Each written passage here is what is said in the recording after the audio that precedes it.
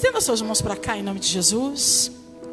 Espírito Santo de Deus, Tu reservaste este dia, Tu reservaste esta hora, Tu reservaste, Senhor, este momento. Pai, assim como foi dito, Deus, neste altar. Pai amado, as terras estão preparadas para receber as sementes ao qual o Senhor, Pai amado, gerou no coração da Tua serva, para ser liberado através do Teu Santo Espírito. Em nome de Jesus, Pai, nós Te clamamos, repreenda, Senhor, todo mal, repreenda toda distração, repreenda, Senhor, tudo aquilo que venha de encontro a impedir os Teus filhos de receber e entender aquilo que o Senhor quer falar conosco nesta noite. Que o nosso, Pai, entendimento seja renovado. Pai, que as nossas mentes podem estar com clareza recebendo aquilo que o Senhor deseja falar conosco. Fique à vontade, Espírito Santo, no nosso meio e não saia mais, em nome de Jesus. Amém e amém. Aleluia. Saúde, amada igreja, com a santa e gloriosa paz do Senhor, amém? Pode se sentar. Oh glória, louvado seja o nome do Senhor. Me encontro feliz de voltar aqui para estar mencionando a palavra do Senhor nessa noite. Hoje eu faço-me de companhia do meu esposo, sacerdote da minha casa, aquele que me atura nos meus dias difíceis e aquele a qual Deus colocou do meu lado para ser o meu suporte no momento de tribulação. Pastor Félix, né? Ainda bem que a pastora não deu oportunidade para ele trazer uma palavra, porque eu falei, ela tá ligada. Eu falei, Jesus, se ele falar, eu vou pregar, não, porque o cara prega muito, né? Porque é meu esposo, não. Falei, Senhor, não deixa não, Senhor, mas Deus é bom. Amém? Pregador também da palavra do Senhor, meu professor, aquele que briga comigo quando eu estou atribulada, não quero ler a Bíblia, ele fica, como é que é, Poliana? Porque sem palavra a gente não vive, não é verdade? Mas rapidinho, eu sei que nós estamos debaixo de uma campanha, e que essa campanha ela fala sobre a arca na casa de Obed-edom. E eu sei que para falar da arca também tem que falar sobre Davi. Só que eu estava, pastora, falando com Deus o que é que Deus queria falar com a noiva dele. Porque às vezes a gente faz planos e a Bíblia diz que o coração do homem faz planos, mas a última palavra ela é do Senhor. E às vezes a gente quer que saia uma coisa, mas o Espírito Santo de Deus determinou outra coisa para aquele dia. E eu falei, Senhor, o que eu vou falar? E eu passei o dia inteiro, e Deus palestrando comigo sobre Isaías 40, aonde ele vai dizer que tudo que está torto, ele endireita. E todo caminho, sabe, ele coloca tudo no lugar. E ele vai dizer para alguém assim, um homem chamado João Batista, pastor Félix, voz do que clama no deserto. Porque tem lugares, tem tempos na nossa vida que a gente tem clamado deserto. Só que quando eu sentei ali e o culto estava acontecendo e o pastor teve a oportunidade dele aqui falando sobre milagre, Deus falou para mim, continua lá onde eu tenho falado com você por muitos dias, porque tem palavras que são para muitos dias. E eu não vou fugir do tema, porque quando fala sobre arca, fala sobre milagre e providência. E quando fala da arca, fala de providência financeira. Só que hoje eu quero falar sobre providência e milagre para a tua alma. Porque às vezes a gente quer a providência financeira e Deus precisa trabalhar na providência da alma. Então, por favor, quem puder, abra comigo no livro de Lucas 7, capítulo 7. Louvado seja o nome do Senhor. Eu vou lendo. Quem puder me acompanha. Que diz assim. E depois de concluir, Lucas 7, depois de concluir todos esses discursos para a audiência do povo, entrou em Cafarnaum, e o servo de um centurião, a qual era muito estimado por ele, estava doente e à morte. E quando ouviu falar de Jesus, enviou-lhe uns dos anciões, rogando-lhe que viesse curar o seu servo. E chegando ele junto de Jesus, rogaram-lhe muito, dizendo: É digno de que lhe concedas isso, porque ama a nossa nação e ele mesmo nos edificou a sinagoga.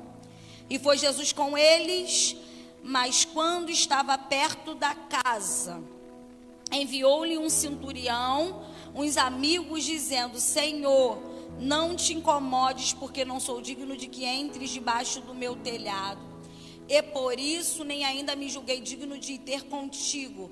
Porém te peço que lance uma palavra, e o meu criado sarará. 11. E aconteceu que no dia seguinte ele foi a uma cidade chamada Naim, ou em outras traduções, a minha é diferente. Aconteceu que no segundo dia ele sentiu uma necessidade de ir a uma cidade chamada Naim. E com ele iam muitos dos seus discípulos e uma grande multidão. Louvado seja o nome do Senhor. E quando chegou à porta da cidade, eis que levava um defunto, filho único de sua mãe, que era viúva. E com ela ia uma grande multidão da cidade. E vendo o Senhor, moveu-se de íntima compaixão por ela e disse: mulher, não chores. Gente, aqui Lucas, ele vai narrar duas histórias diferentes. Uma é a morte chegando e Jesus chegando junto. E a outra é a morte querendo chegar. Só que antes de eu entrar aqui nesses dois textos rapidinhos, a qual Deus colocou no meu coração, quero te explicar algo aqui. Jesus, ele não foi um homem que foi de muita firula. Jesus, ele foi um homem simples. E o evangelista Lucas, minha pastora, meus pastores, meu esposo, ele vai chamar Jesus de o homem perfeito. E Hernando Dias Lopes, ele escreve um livro de Lucas, e esse livro, ele está dizendo que Lucas descreve Jesus como um homem perfeito. E quando Jesus, ele entra nesse cenário aqui, é uma coisa que chama muita atenção, porque aqui o ministério de Jesus vai estar em notoriedade. Porque ele já vai estar conhecido por outras coisas a qual ele vai ter feito. Outros milagres. Porque às vezes na nossa vida é assim, a gente só dá credibilidade naquilo que a gente vê. Então eu entendo que se Jesus fosse um anônimo, talvez alguém aqui nesse cenário a qual eu vou entrar, não daria credibilidade para o ministério ou para aquilo que iria sair da boca dele. Porque infelizmente a gente gosta daquilo que aparece. Infelizmente a gente gosta daquilo que está em evidência. Só que eu quero já falar algo para alguém aqui hoje: cuidado com aquilo que está muito em evidência. Porque Jesus, ele não precisa de multidão e nem quem está em evidência para fazer milagre. O ministério de Jesus, ele vai ser um ministério curto, porém um ministério maravilhoso. Jesus, ele só vai precisar de 3 anos e meio, se eu estiver errado aqui, alguém me corrige, para mostrar que quando Deus quer fazer algo na vida de alguém, ele não precisa de muito tempo, ele não precisa de pouco tempo, ele só precisa de que alguém esteja apto a deixar o Espírito Santo de Deus trabalhar. Porque tem gente que acha, meu pastor, que é necessário ter muito tempo de igreja, muito tempo de caminhada, muito tempo de conhecimento. E às vezes a gente se sente incapaz por sermos iniciantes. E aqui eu entendo que Deus, ele vai usar um iniciante, porque para Deus não tem isso. Ele só precisa de alguém que o adore em espírito e em verdade. Tanto que ele vai dizer a uma mulher: eis que vai chegar o tempo que eu busque os verdadeiros adoradores, que me adorem em espírito e em verdade. O ministério de Jesus começa porque depois de ter sido levantado vários profetas, juízes e reis, o povo não dá voz à voz de Deus, não escuta a voz de Deus. Vão ser levantados vários profetas, várias pessoas, assim como Isaías, onde era a mensagem que eu ia pregar aqui, que vai ser um profeta messiânico. Por quê? Porque ele vai vir falando sobre a vinda do Messias. Ele vai vir pregar sobre a vinda daquele que há de vir, ainda não vem, mas há de vir. Aquele que ainda não é, mas ele é. Como assim, missionária? Ainda não está em evidência, mas ele é. Ainda não apareceu, ainda não tem ministério, mas ele é. Porque quem é chamado é desde o ventre, é. O que importa é que é. Não prega, não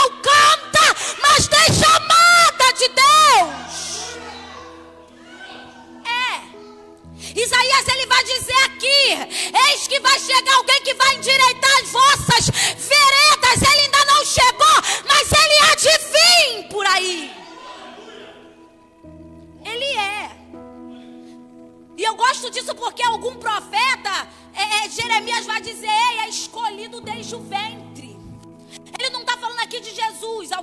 A Bíblia vai dizer que a voz vai... Ei, não se sinta uma criança porque tu é. Eu estou pregando para alguém aqui que tem chamado e fica nesse negócio de amarração porque eu me sinto pequeno, mas você é. Jesus, ele começa o ministério dele aqui e ele estuda, vive, é criado, obedece seus pais, porque ainda quem é, Tainá, tem que esperar o tempo da promessa se cumprir.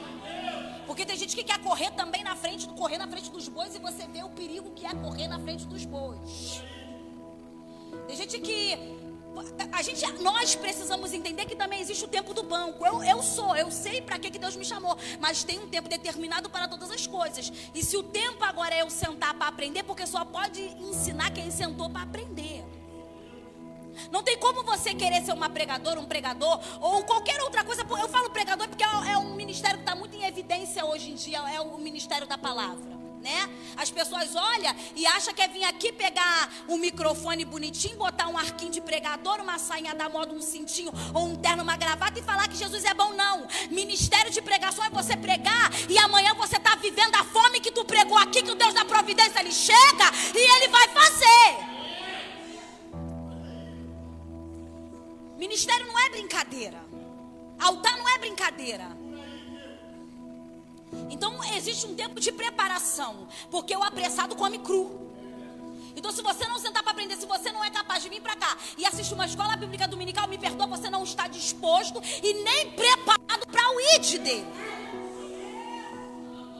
Então antes de entender que você vai, aprenda a sentar para ouvir. Missionária me prova na Bíblia, eu te provo. Lembra de Dorcas? Ela morre, porque quem tem ministério também morre espiritualmente, morre fisicamente, entra em falência, perde marido, perde filho. Só que agora o Pedro vai chegar e vai ressuscitar ela. Só que antes dele mandar ela se levantar, ele vai mandar ela se sentar. Por quê? Porque existe um tempo que a gente tem que sentar e observar e aprender, porque senão se a gente levantar correndo, a gente cai de novo. E Jesus, ele começa, a Bíblia vai dizer agora que ele está seguindo uma doutrina. Porque evangelho também é doutrina. Se não fosse por isso, não teria palavra, não teria Bíblia.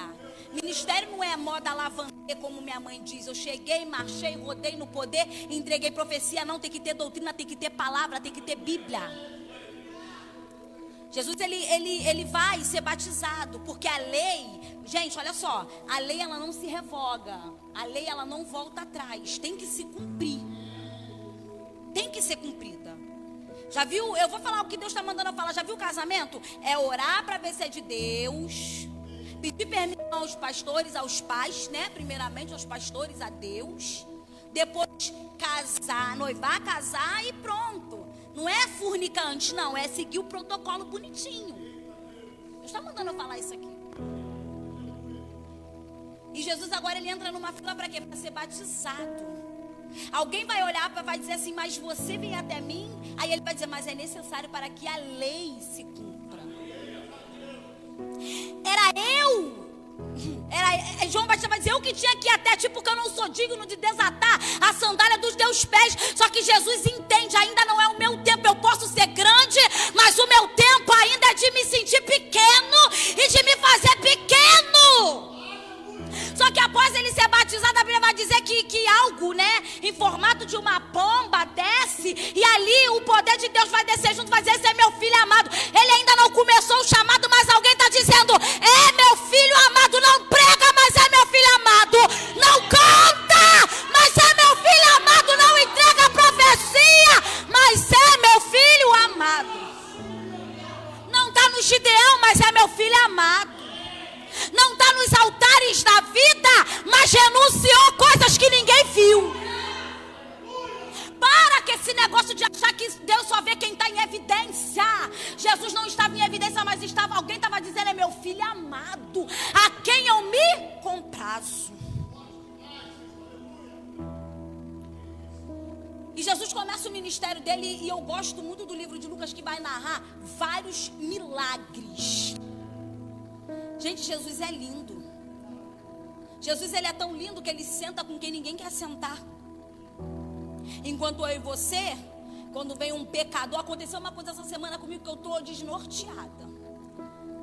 Enquanto eu e você vê alguém cair, e a gente aponta o dedo, não, mas eu não vou sentar para ouvir fulano pregar porque caiu ontem. Mas se ele quer usar, ele faz como ele quer. Eu questionei algo ao Senhor hoje, pastora. Falei, Senhor, mas e aí? Aí Deus foi comigo lá no livro de Números 23. Tu quer julgar quem eu não julguei? Tu quer amaldiçoar quem eu não amaldiçoei? Cuidado quando você resolver apontar quem Deus decidiu perdoar.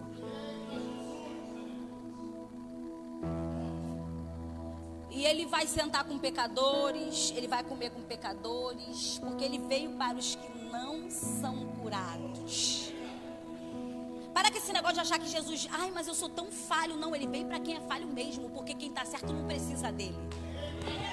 Ele veio para quem está doente, Tainá, porque quem acha que está curado se sente tão insuficiente. Ah, mas eu sou suficiente, eu não preciso dele. Ele está procurando é quem está doente dele, precisando da cura, porque ele é a cura, ele é o renovo. Ele é. Eu gosto de uma passagem a qual vai dizer que uma certa mulher é pecadora. A sociedade já deu nome para ela, é pecadora. Lucas, ele vai dizer a mulher pecadora. Isso aqui me chama a atenção porque não é Deus que deu o nome, somos nós. Eu e você damos um nome para pessoas que a gente não conheceu história, que a gente não conheceu caminho, que a gente não conheceu luta, que a gente não conheceu lágrima, é adúltero, mas você não sabe quantas vezes sofreu o que sofreu lá atrás. É prostituta, mas você não sabe como foi a infância. É traficante, mas você não sabe o que passou. Para de dar nome para alguém que Jesus escolheu.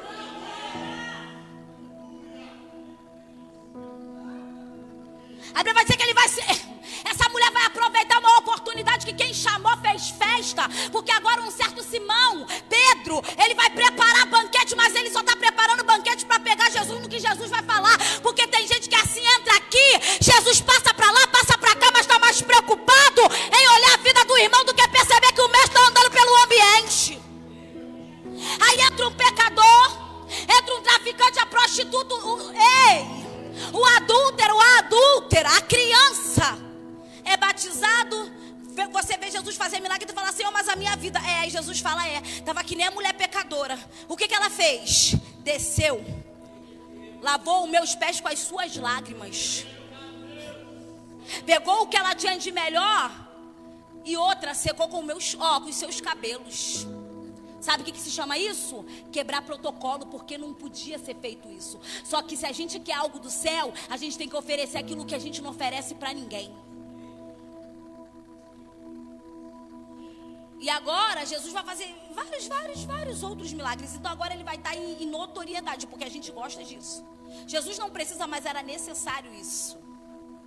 Era necessário que alguém olhasse para ele. Tanto é necessário que a Bíblia vai dizer que quando Jairo, Lázaro morre, que Jesus vai ressuscitar ele fala, Pai, e ele vai dizer, eu sei que tu podes, mas é necessário para que o povo visse.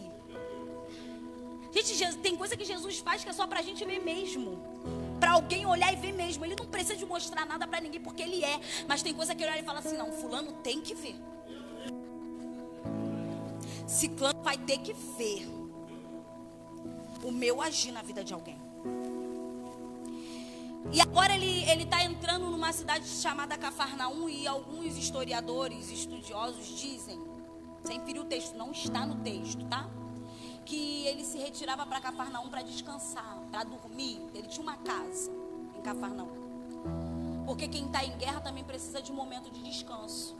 Porque sabe por que às vezes a gente tem batalhas, pastora, que a gente não aguenta?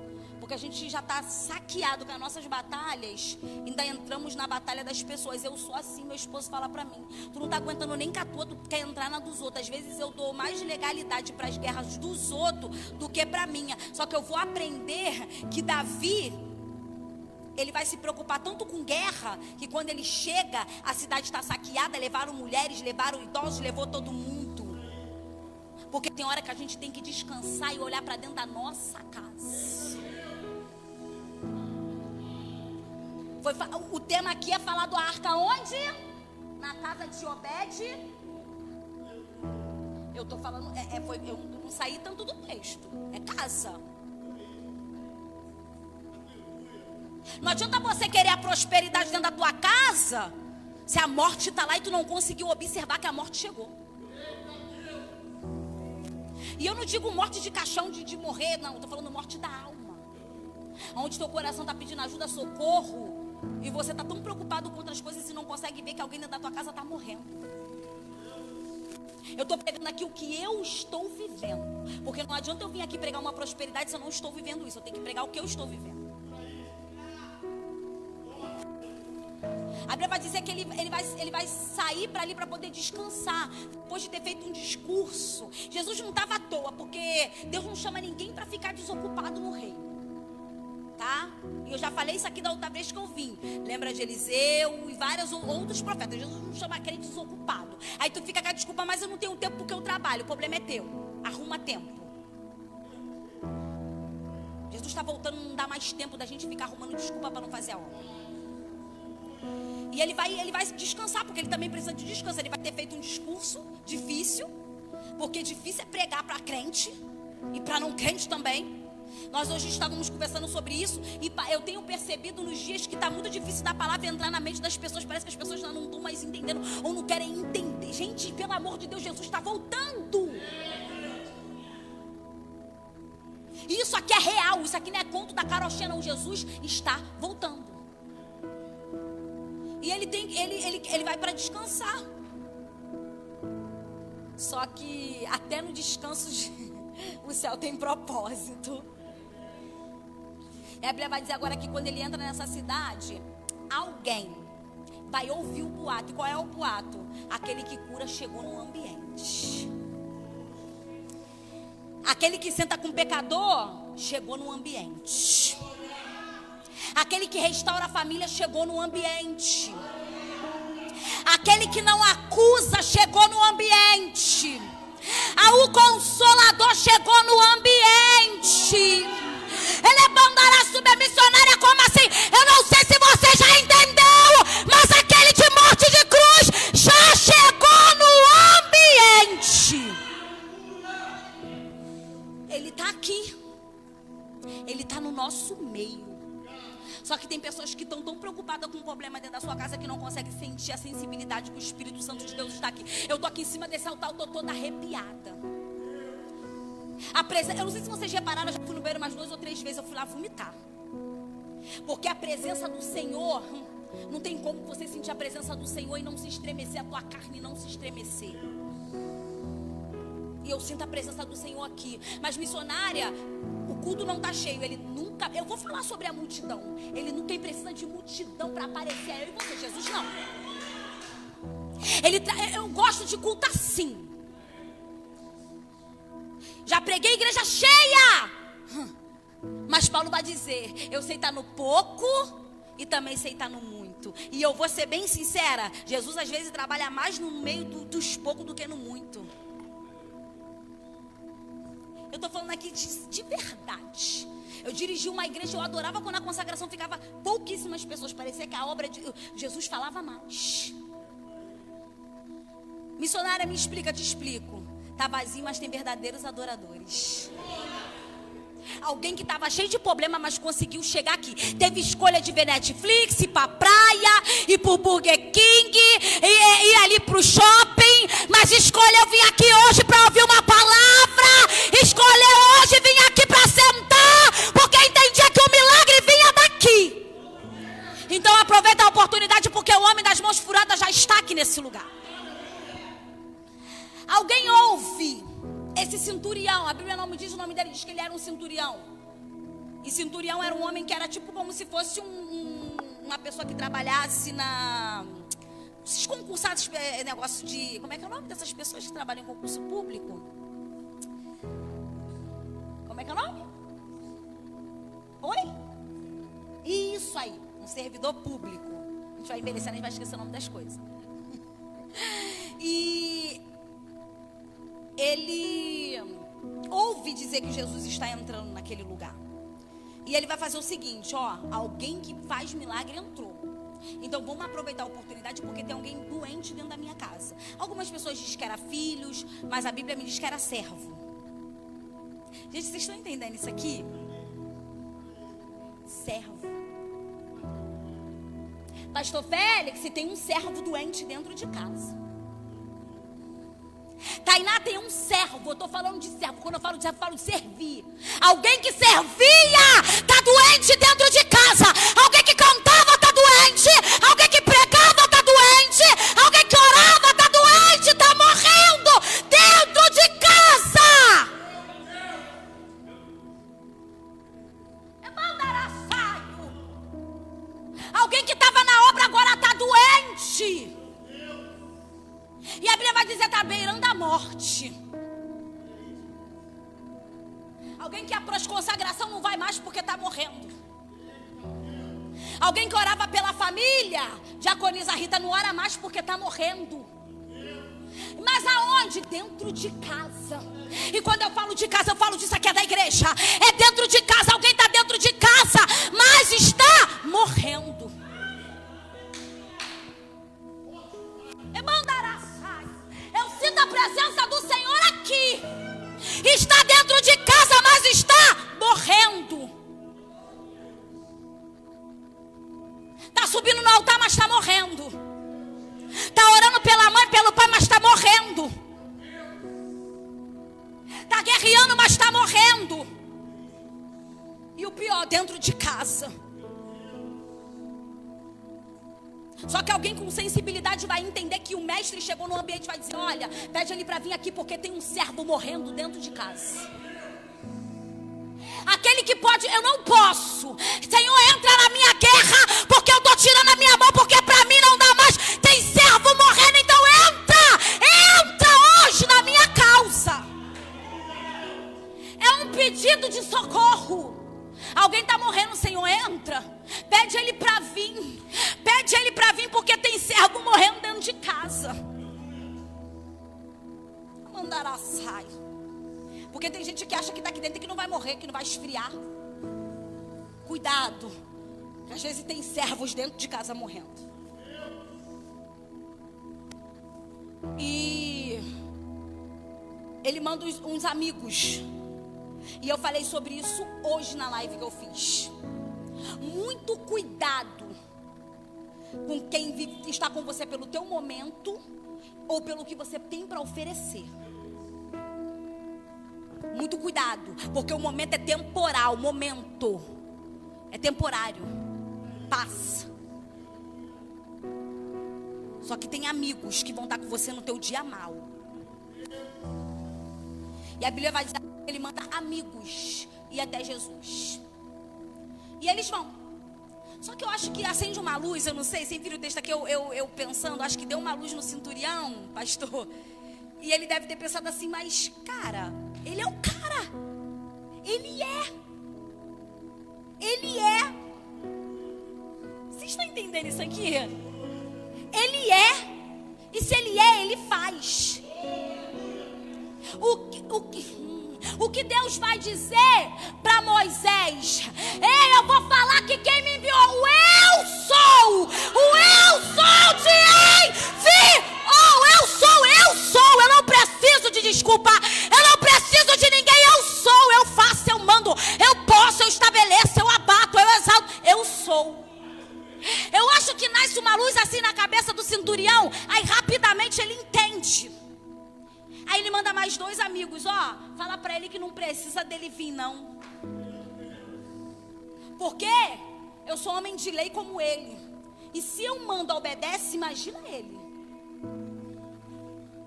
Falar algo aqui, Deus falou comigo, mães. Se quando você manda o teu filho fazer, ele faz. Alguns, né? Mas ainda assim, até que seja com uma varinha, não faz? Imagina ele.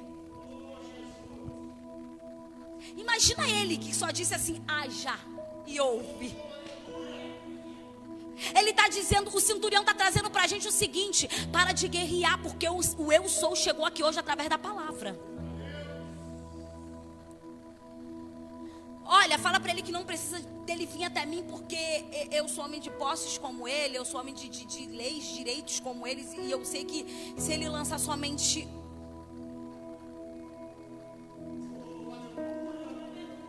Tu consegue entender isso aqui?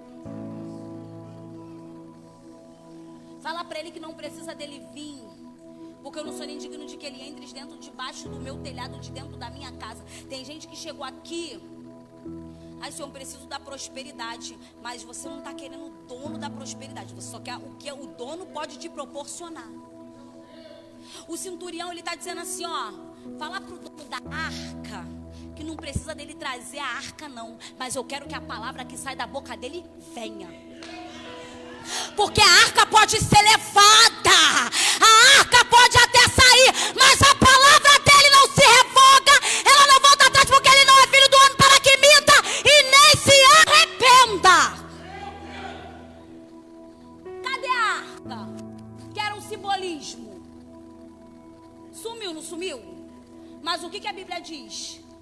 Que nenhuma das palavras que estão escritas no livro dessa lei passaram. Pede ele para lançar somente uma palavra, porque aquele que está enfermo, meu servo, que está enfermo dentro da minha casa, sarará. Gente, que coisa linda. Para de procurar visão e revelação. Para. Mas missionária, eu abro a Bíblia e não entendo nada. Eu sei que às vezes a gente abre, acontece comigo também. Mas eu te digo uma coisa. A única pessoa que pode salvar a minha e a tua casa é a palavra. E quando eu digo a palavra, eu digo Cristo. Porque Cristo aponta para a palavra. E o único lugar que você pode achar a palavra é aqui. Não dá. Não tem outro meio se não for pela palavra dele. O salmista vai dizer: eu guardei a tua palavra no meu coração, para eu não pecar contra ti. Sabe o que está faltando no nosso meio? Guardar a palavra. Porque quando a gente guarda a palavra, a gente entende que pode vir chuva, tempestade, pode vir fome, seca, mas a palavra dele não passa. Nós estamos debaixo aqui de uma promessa. Pede ele para lançar somente uma palavra. Eu estou falando aqui para você que eu posso subir aqui no altar, contar uma mentira. O pastor pode vir aqui contar uma mentira. Ou qualquer outra pessoa, ou você mesmo pode até ser mentiroso, mas a palavra ela não é. Ela não volta atrás. E tudo que sai daqui, toda palavra, ainda que não seja um ex que eu te digo de botar a mão em você e dizer assim, balá, meia dúzia, não. Eu estou falando sobre palavra. A palavra que está sendo para toda a igreja. A palavra que está sendo pregada. A palavra de cruz. Sabe por que eu e você se frustra? Porque a gente quer providência, quer dinheiro, mas não quer o que está escrito no livro de Lucas, Mateus, João. A salvação. A maior promessa para mim e para você até hoje vista na Bíblia foi a promessa de cruz. A promessa de salvação e remissão pelos nossos pecados. A casa própria, o casamento, as bênçãos são coisas agregadas. Mas se você entrou aqui hoje querendo uma bênção da casa de Obed-Edom, e você não quer o dono da bênção ou aceitar que a maior promessa para mim e para você é a salvação, me perdoa, não tem bênção de casa de Obed-Edom para você. Porque não adianta você ganhar o mundo e perder a sua salvação. A Bíblia vai dizer que agora Deus vai despedir os discípulos e vão mandar ele e o id, vai fazer o id. Aí eles vão expulsar demônios, né? E vão fazer um monte de coisa, eles vão voltar felizes da vida. Oh, glória, fizemos, glória a Deus, o povo deu glória, o povo marchou. Aí Jesus vai olhar, ei, deixa de ser bobo. A maior promessa, vocês têm que estar felizes, é pelo nome de vocês escrito no livro da vida. Porque não adianta ganhar casa própria, não adianta ganhar carro, não adianta ter uma vida boa, não adianta ter comida boa, se eu e você não tiver a maior promessa, que é a salvação de cruz pela mim e pela tua vida. É por isso que eu e você estamos se frustrando, porque entramos aqui procurando por tudo eu quero ter um carro. Eu quero ter uma casa própria. Eu não tenho, eu quero. Só que se Deus também não quiser me dar, problema é dele, problema é meu, é dele. Ele faz o que ele quer. Mas a maior promessa é meu nome escrito no livro da vida. Naquele grande dia, eu estar sentada e cantando salto, salto com ele. A maior promessa é eu sair aqui hoje, tomar um tiro ou ser atropelada, não sei. Mas eu saber que eu vou estar com ele. Porque tudo isso vai passar. Tudo isso aqui é temporal. Aprende, você não é daqui. Filhinhos, eu vou, mas eu vou mandar um consolador. Eu só vou preparar o lugar, porque eu estou vindo para buscar a minha igreja, minha noiva. Só que a gente só vai entender isso quando nós estivermos fincados na palavra. Eu queria muito vir aqui hoje falar para você que o anjo vai trazer a chave do carro. Não tem anjo. Eu queria muito vir aqui dizer para você que vai ter aquele casamento maravilhoso. Hoje não. Hoje a palavra para você toma vergonha na cara e entende que a sua promessa é a maior salvação.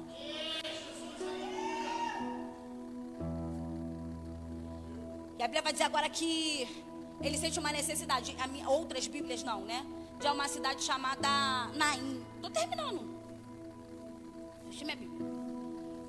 Ele sente uma necessidade. E necessidade, gente, agora, sabe quando a gente está com caganeira, a gente precisa de um banheiro? Não. Vontade é diferente de necessidade. Vontade é quando a gente tem a pastora, o pastor, né? Ai, pastor, hoje eu não estou com vontade de ir no culto. Você vai, que eu vou ficar em casa, eu estou cansada. Ontem foi de luta. Ontem eu passei pelo vale da sombra e da morte. Ontem foi difícil, eu estou cansada. A minha alma está abatida. A minha vontade é ficar só deitada na minha cama, porque a minha alma está muito abatida. Porque ontem eu vi pessoas morrer. Ontem eu não pude salvar a vida de pessoas. Isso é vontade. Mas necessidade é você entender que mesmo diante de tudo que essa mulher passou ontem, ela está aqui hoje, pela tua e pela minha vida. Será que você consegue entender isso? Quem entende isso, gente, eu duvido que essa mulher queria estar ali sentada ali. Queria, pastora.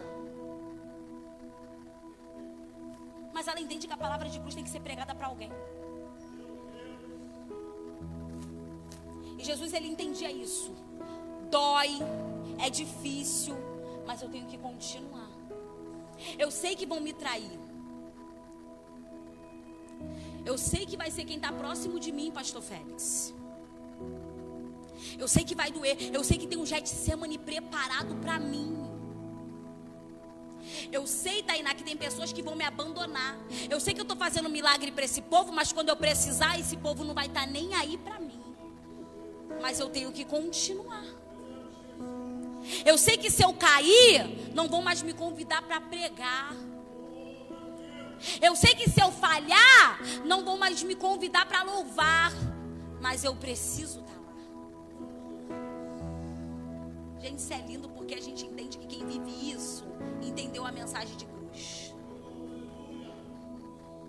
E ele sente uma necessidade de ir até essa cidade chamada Naim. E ele anda, ele vai, não era um lugar perto.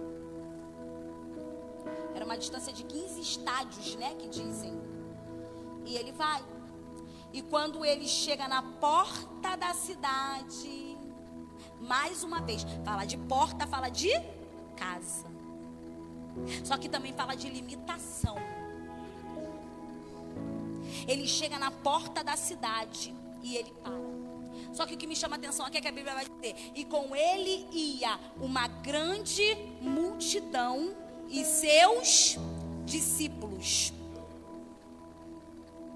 Eu falei que eu ia falar da multidão, né? E quando ele chega na porta da cidade, vem também uma outra caravana. Aqui são duas caravanas. A caravana da vida batendo de frente com a caravana da morte. Você está entendendo, pastor, o que Deus está falando com você aqui hoje? A caravana da vida está vindo. Só que, em contrapartida, do outro lado da porta da cidade, está vindo também uma caravana, mas essa é a caravana da morte.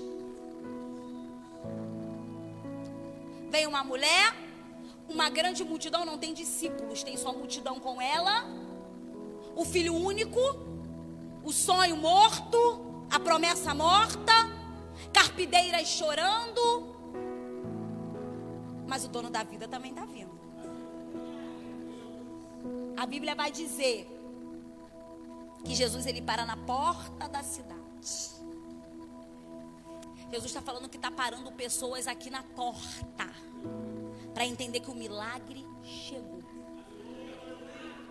Porque tem vezes, pastor, que ele tem que nos parar, para a gente entender que o milagre chegou na porta. Jesus vem chegando e ele para, pum, parou. Parou o cortejo, parou o chororô falso, porque carpideiras eram pagas para chorar. Parou tudo, porque quando o dono da vida chega, a Bíblia vai dizer que quando Jesus chega, até a tristeza solta de alegria.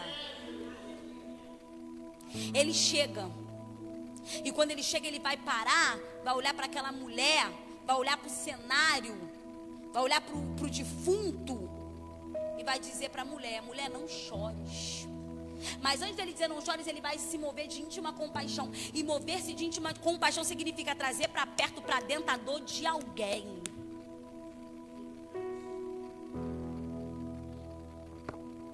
É Jesus nos ensinando que chegou a hora da gente trazer a dor de pessoas para perto, para dentro.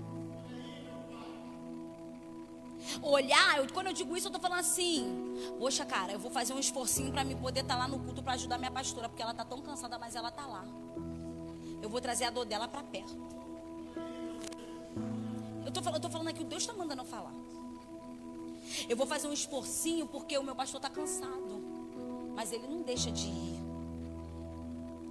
Porque quando eu precisar, ele vai vir na minha casa. Ele vai sair lá da casa dele para vir para cá.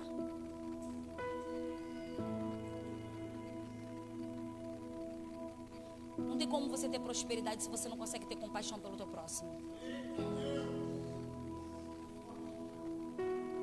Não tem como você ter prosperidade se você não consegue se doer com a dor de alguém. Não tem como Deus te dar um carro se você vai ver seu irmão indo para a igreja na chuva e você não vai dar uma carona. Mas é perto da igreja, problema. Mas você falou que o carro ia ser para obra. Não tem como você ter prosperidade se Deus te dá prosperidade, você não consegue trazer 1 quilo de carne para poder ajudar na quentinha da igreja. Não tem como ter prosperidade se você não consegue chegar na igreja e perguntar: oi, pastor, eu sei que eu já dizimei, mas você está precisando de uma luz para pagar? Oi, pastor, está precisando de uma gasolina para o teu carro? Oi, pastor, será que tu está precisando de um sapato novo? Não tem como ter prosperidade se você não consegue sentir a dor de alguém. Não tem como você ter prosperidade se você fala: não, mas a igreja tem várias sedes. Não precisa sim. O reino é necessário. Porque tem gente aqui que quer prosperidade, mas não quer dar nada pro reino. Só quer pra si. Eu vou falar tudo que Deus está mandando eu falar aqui. Não tem prosperidade. Tem pessoas que vêm pro culto, saem do culto e fica assim, parece que não acontece nada. Acontece. Muda tua postura para tu ver se... Começa a trazer a dor de alguém para perto para você ver se não acontece. Não tem como ter prosperidade se você olha a igreja precisando de um monte de coisa, você pode fazer, não faz, que a Bíblia vai dizer que aquele que pode não faz também está pecando. Jesus não tinha nada a ver com aquela mulher. Jesus estava em outro lugar, mas ele sentiu uma necessidade de ir lá porque alguém precisava dele. E com ele veio uma caravana, uma grande multidão e seus discípulos. Cuidado com multidão. Multidão só está perto de você pelo aquilo que você pode oferecer. Mas discípulo não. Discípulo fica independente do que tu tem ou do teu momento. Tem gente que olha, fala: não vou ficar nessa igreja não está cheia. Já falei aqui, cuidado com multidão. Para de botar multidão dentro da tua casa. Ei, Lázaro, ei, tira para fora a multidão, porque tem morto que precisa reviver. Mas é necessário eu tirar a multidão para fora. Cuidado com multidão. Para de botar um monte de gente atrás de você. Tem gente que só quer andar com multidão, mas não quer andar com discípulo. Porque discípulo fala a verdade. Discípulo fala: não peca, não cai, não mente. Prefere andar com patotinha do que andar com pastor e com a pastora. É bandaraçá. E aí tu quer milagre para tua casa? Tem milagre não, tem catiobédia não para você não. Larga a multidão hoje. Larga a multidão do pecado de estimação que você não larga. Deus já mandou você largar há muito tempo. Larga essa mulher que não é tua e dá valor pra tua mulher. Larga esse homem que não é teu, dê valor pro teu marido. Cuida do teu filho, só os outros do filho dos outros da rua que presta, mas o teu você excomunga dentro de casa. Larga a multidão. Quer que o milagre entre, quer que a prosperidade entre, mas fica rogando praga, vira pro teu filho. Aí Deus envia a prosperidade, fica, vai trabalhar, não quer nada. Mas a prosperidade é só pra você, né? Larga essa multidão hoje. Larga essa multidão de dizer que teu pai e tua mãe não te entende. Você que não quer ouvir, porque tu prefere ouvir as multidão de fora. Quando eu ia falar de Isaías aqui, eu ia falar sobre a divisão das tribos, mas eu não vou entrar muito nisso, porque eu tenho que ficar naquilo que eu sei. Esse negócio é muito difícil para mim ainda. Só que a Bíblia vai dizer que por causa de ouvir dos outros, Roboão vai causar coisas terríveis. Vai perverter os caminhos do Senhor. Foi chamado, mas porque queria ouvir quem não tinha nada para oferecer. Alguém vai dizer assim, ó, vai nos anciãos, porque tem mais tempo. Vai nos velhos, porque os velhos têm mais sabedoria. Mas vai lá ouvir os mancebos. Gente que começou agora, não tem nada para oferecer, tá querendo te dar conselho. Aí tu pega e fala, não, vou ouvir os novinhos. Esse povo velho é chato. É velho, é chato, mas tem sabedoria, tá? Larga a multidão. Rebandaraçá.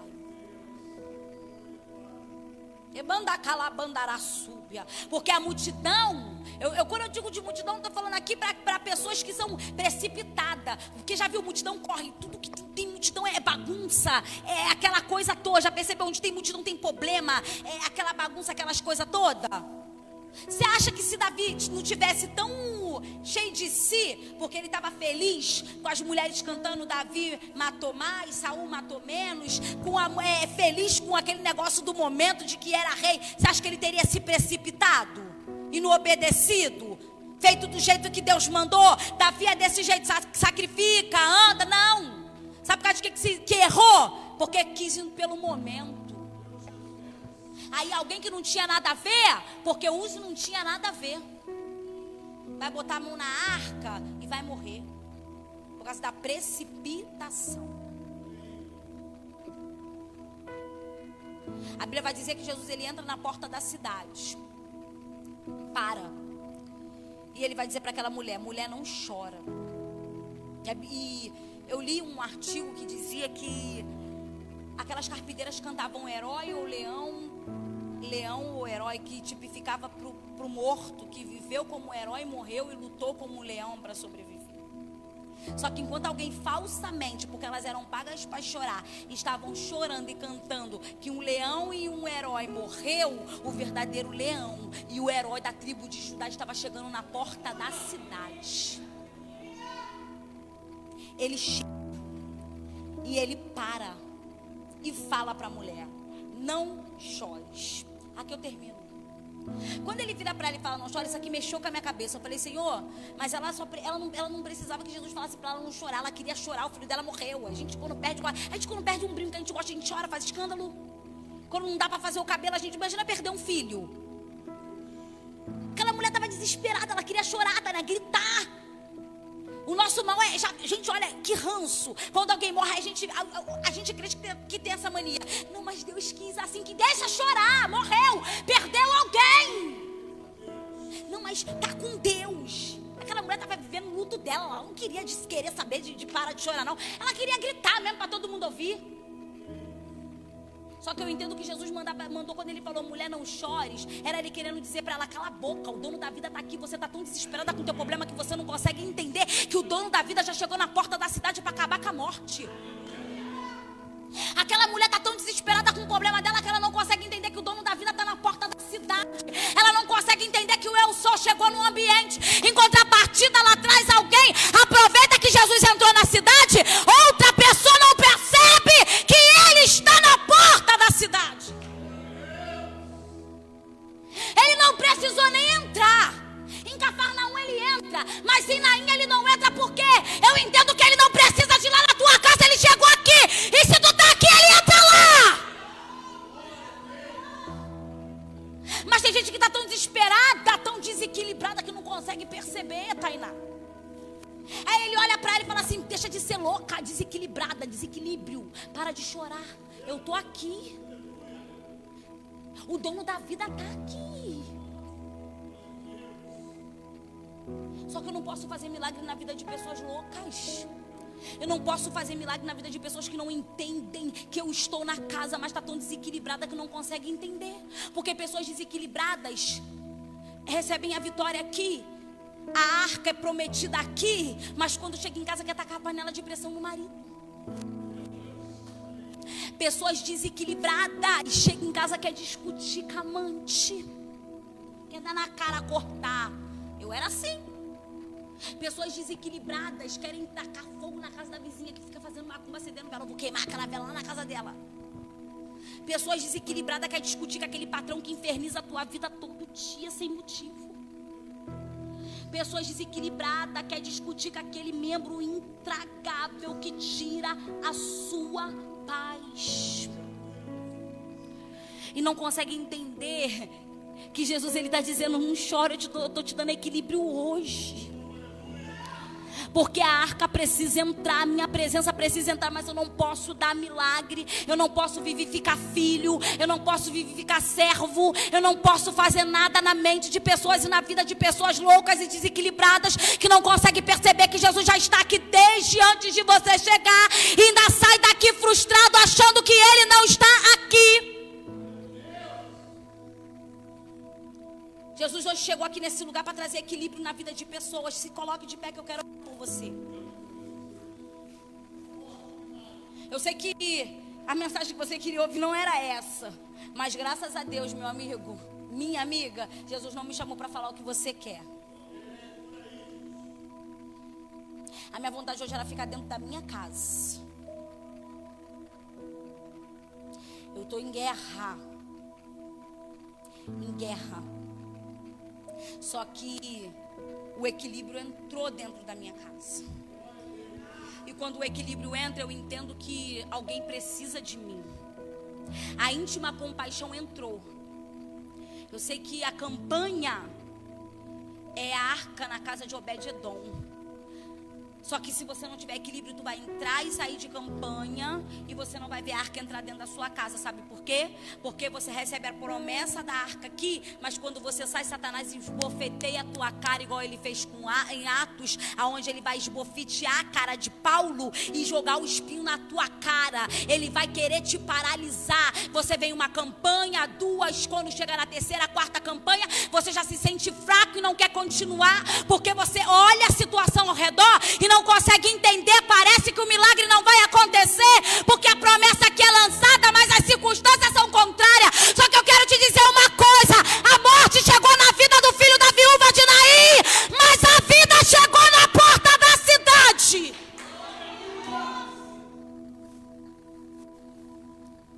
Jesus chegou aqui hoje, na vida de pessoas. Jesus chegou aqui hoje, Tainá, para poder dar equilíbrio para a mente de pessoas. Pessoas que já não aguentam mais passar por situações. E aqui foi a palavra devocional que foi falada sobre provérbios, né? Foi isso? E o proverbista vai dizer que é melhor o pão seco em paz do que a abundância com perturbação.